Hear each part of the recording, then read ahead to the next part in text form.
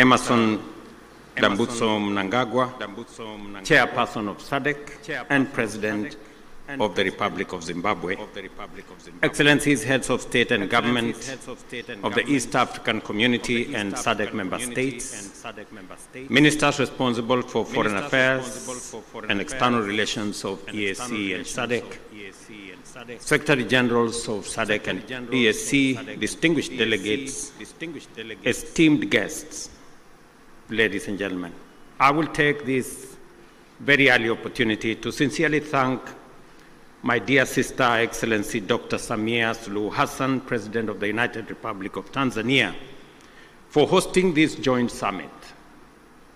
After extensive consultations, when I requested her to host this summit, without hesitation, she offered these excellent facilities for us to engage in this exercise. My dear sister, thank you very much. We're truly grateful. Equally important, I appreciate the efforts made by the two regions through their respective communities to mobilize with urgency and convene separate extraordinary summits in order to deliberate on the concerning security situation in the Democratic Republic of Congo. Excellencies, together,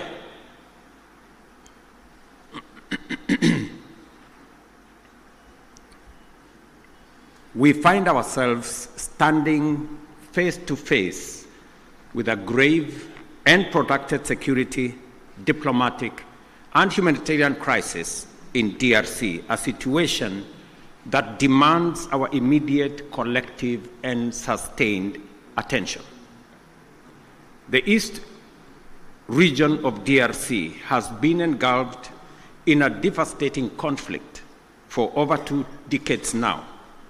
And this tragedy has claimed thousands of lives, displaced countless civilians, inflicted unbearable suffering and loss, and set back the development momentum of one of the most promising countries in the world. The recent escalation of hostilities in Goma and the surrounding areas is a stark reminder of the increasing fragility the situation presents, and that only collective action to facilitate a negotiated solution will offer relief. Today, we join together in order to reiterate our calls to the parties to this tragic conflict to immediately cease hostilities and take positive action to allow meaningful dialogue aimed at restoration of stability. Specifically, we stand together to call on all parties to actualize the ceasefire, and specifically on the M23 to hold further advancement and the armed forces of DRC to cease all retaliatory measures. An immediate ceasefire is the only way by which we can create necessary conditions for constructive dialogue and implementation of a comprehensive peace agreement. As members of the African Union and United Nations, we stand bound by fundamental principles of respect for the territorial integrity and sovereignty of nations and the principle of good neighborliness. These twin principles are the surest safeguards for the realization of peaceful coexistence. Equally, as responsible members of the international community are bound by the obligation to ensure the safety of diplomatic assets, civilians, and personnel, as well as peacekeepers within our countries. The wanton disregard for the sanctity of life, diplomatic missions, and peacekeeping, and peacekeepers as well, is not only a brazen demonstration of lawless and unprincipled pursuit of violent harm and destruction, it is a grave affront to the rules-based international order. Excellencies, our presence here underscores our consensus that the time for action is now. The lives of millions depends on our ability to navigate this complex and challenging situation with wisdom, clarity of mind, empathy for the millions whose lives and livelihoods have been plunged into uncertainty, concerns for DRC's lost opportunity to accelerate its growth and development, and a steadfast commitment to peace and justice. A terrible yet indisputable act is that the humanitarian cost of the conflict in the DRC has been staggering.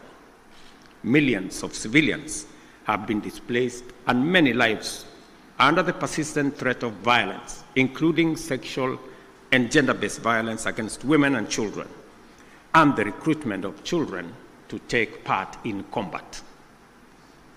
We have a historic opportunity to rise to our moral duty of making the protection of civilians our foremost priority, and of taking measures to ensure that the necessary resources and support are provided.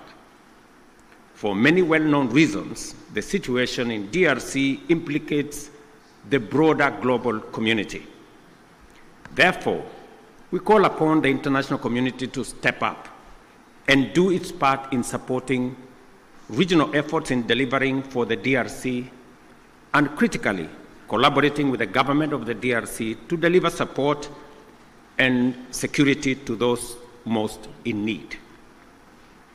It is clear that the conflict in DRC is complex, delicate, protracted, and involves multiple actors pursuing different interests.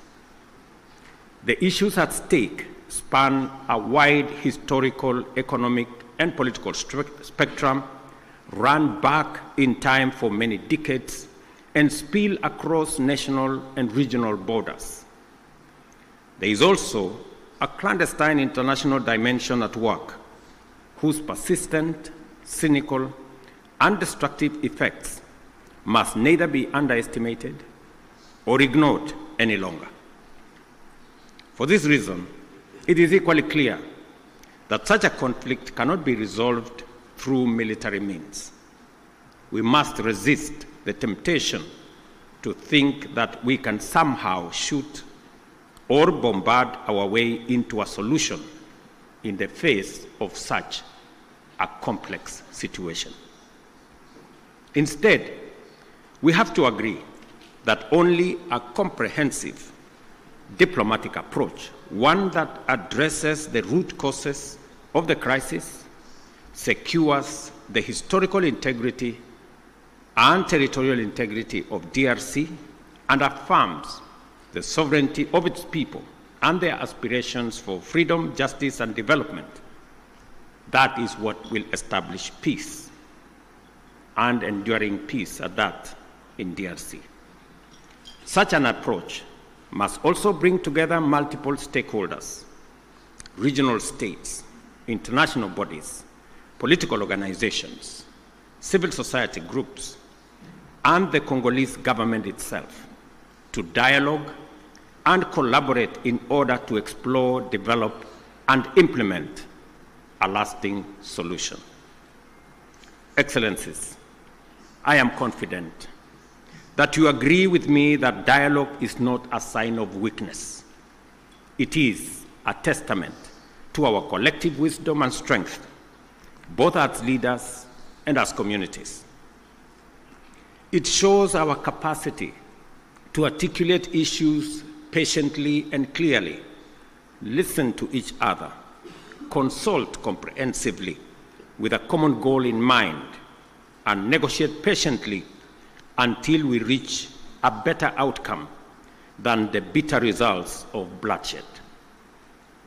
It is in this spirit that we must encourage all parties to put aside their differences and mobilize for engagement in constructive dialogue aimed at achieving the sustainable solution of conflict by peacefully addressing all underlying issues. I believe that we have a singular opportunity to build on the gains and lessons of Luanda and Nairobi peace processes. We have a historic opportunity as the broader neighborhood of the DRC to mobilize our collective will into a fused, single, and coherent initiative towards the resolution of this complex crisis. Such an approach will bring all our assets to bear and minimize the possibility of parallel initiatives that duplicate and undermine progress, including creating unnecessary competition as we strive for peace.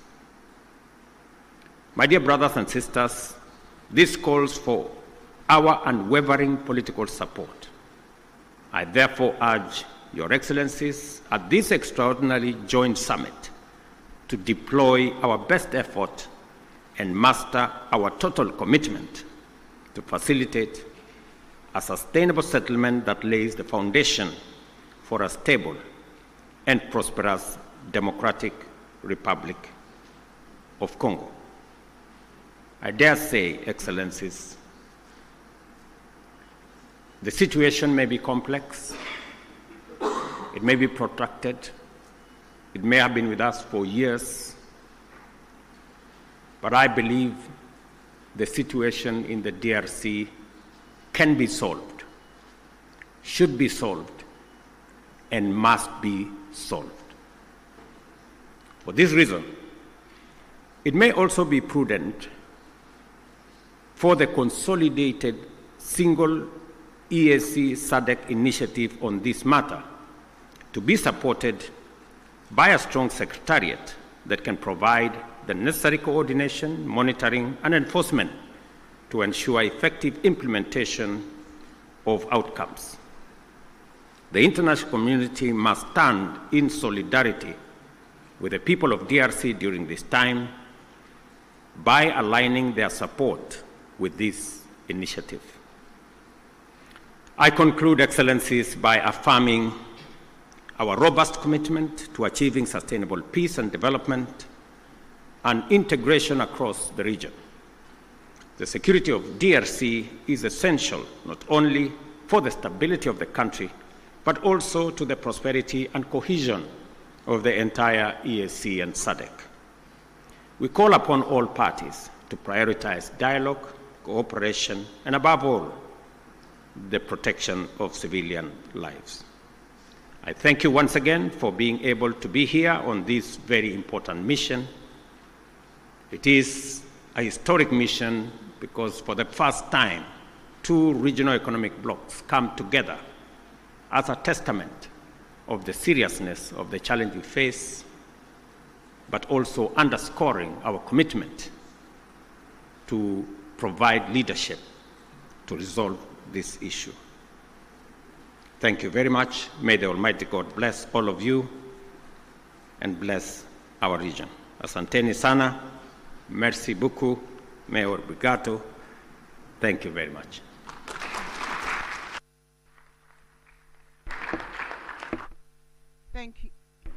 Thank you, Your Excellency, Dr. William Samuel Ruto, CGH, President of the Republic of Kenya and Chairperson of the East African Community. We're now going to have another statement from His Excellency Dr. Emerson Dambuzo Mnangagwa, President of the Republic of Zimbabwe, who is co-chair to this meeting and Chairperson of the Southern African Development Community. Your Excellency, you may proceed to deliver your remarks. Thank you.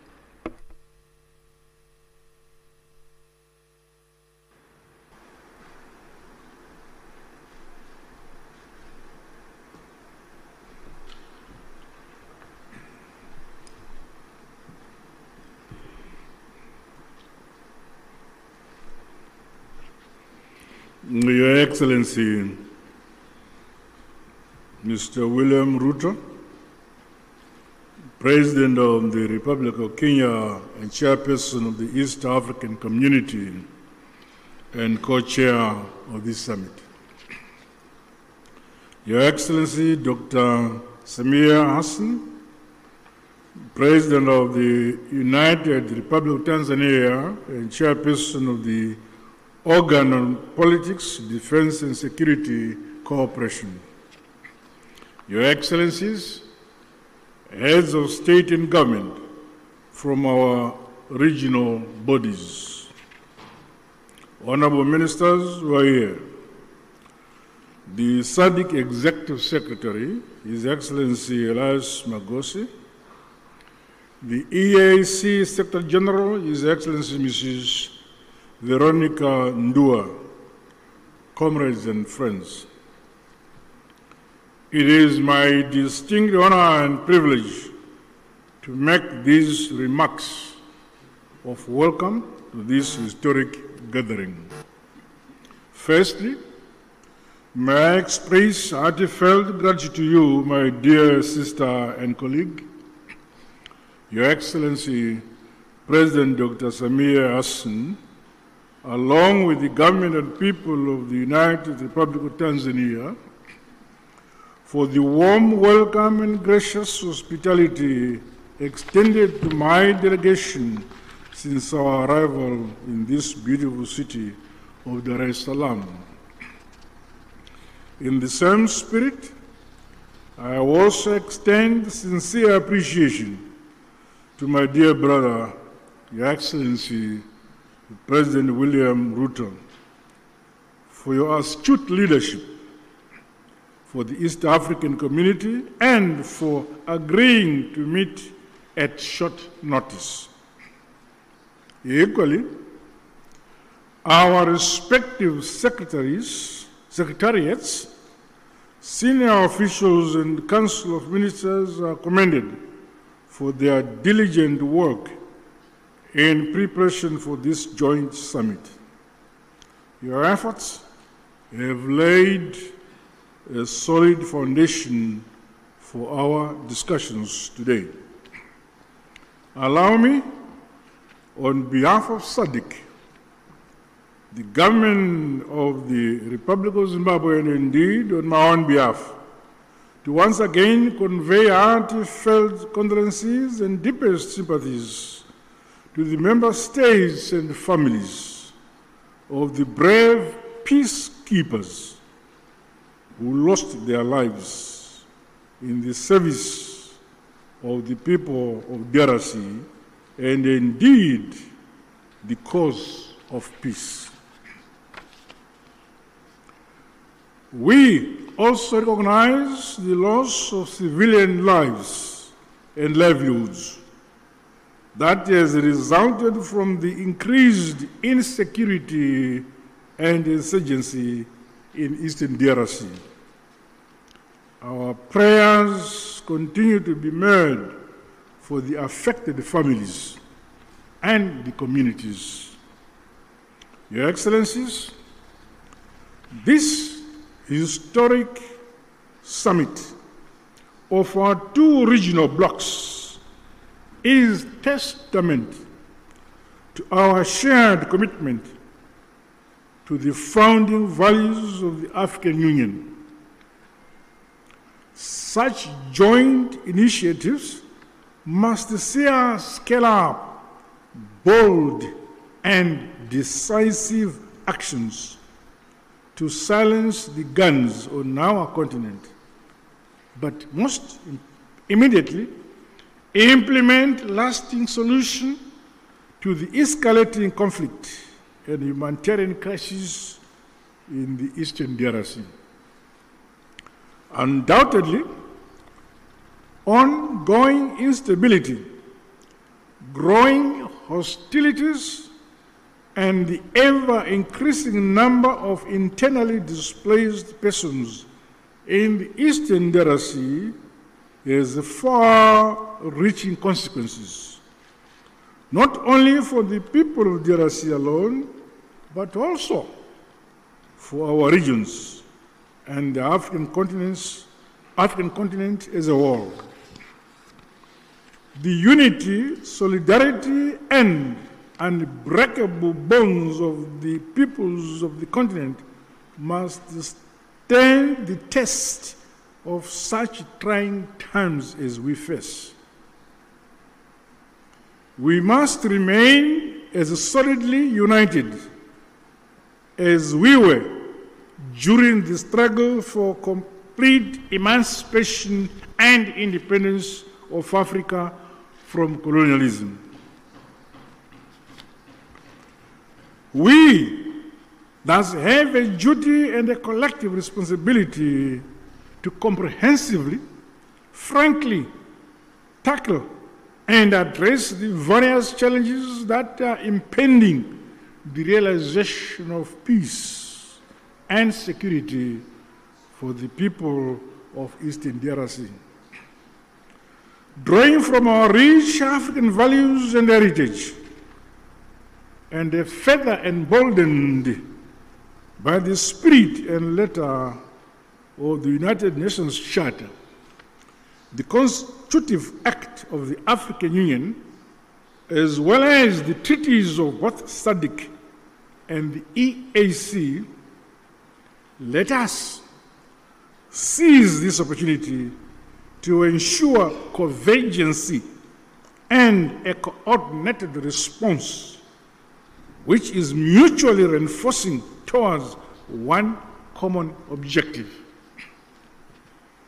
I thus challenge all of us to approach the agenda before us with openness, honesty, flexibility, and commitment to building a lasting peace for Mother Africa.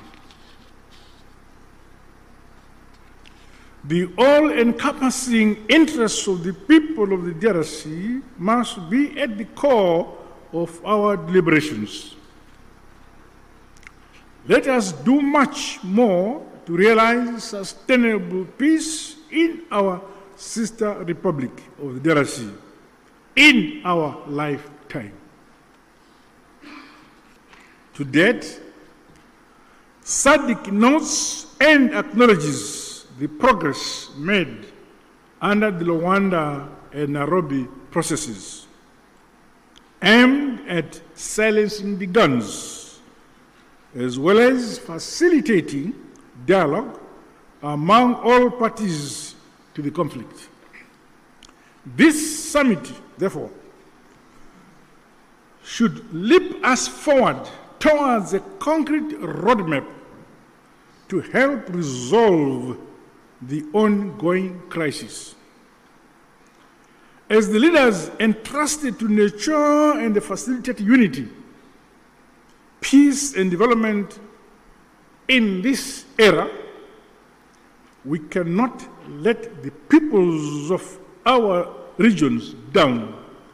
Their hope is in us here. The SADC bloc remains unwavering and committed to continue playing its part. With these remarks, I wish the summit fruitful deliberations. I thank you. Asante sana, Tatenda.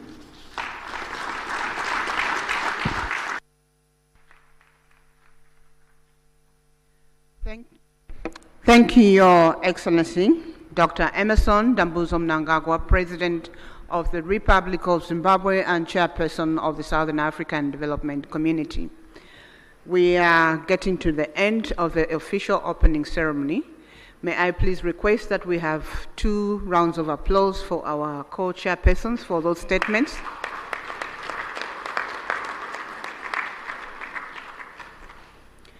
Thank you. This marks the end of the official opening ceremony, which was open to the media and the invited guests. At this point, we will allow the members of the press to be excused and leave the room so that we allow their excellencies to deliberate on the agenda.